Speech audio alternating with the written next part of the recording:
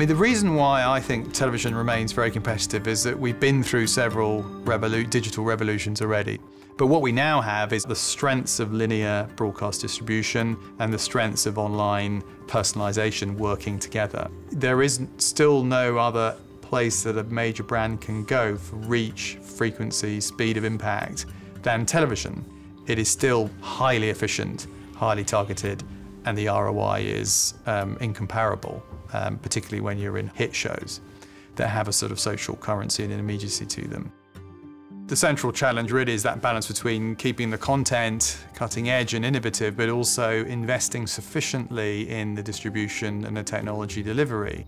Clearly, audiences are going to continue to fragment over time because of the way technology is working, but the level of total video consumption in aggregate is going to increase even more.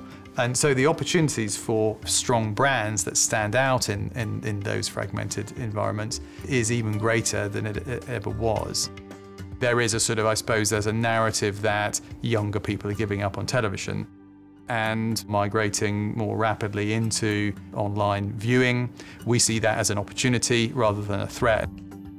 In a world in which YouTube and Facebook are increasingly moving into the video space, it becomes, I think, tremendously important for broadcasters who have the expertise in commissioning, who have the expertise in marketing and breaking and creating fame in the mass market, for us not to be disintermediated by these newer players.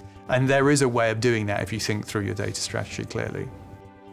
And we've built up over the last few years a platform of over 11.5 million people in the UK registered with us. So we can actually track people's online viewing behaviour and use that to enrich the way in which we present our online video to our viewers, which is driving growth of viewing, but it's also driving a capability in terms of the behavioural advertising side as well. For the first time as a national broadcaster, we're in a position to speak more directly to an individual viewer. We can combine the power of television with the opportunities of digital and present advertisers with the best of both worlds.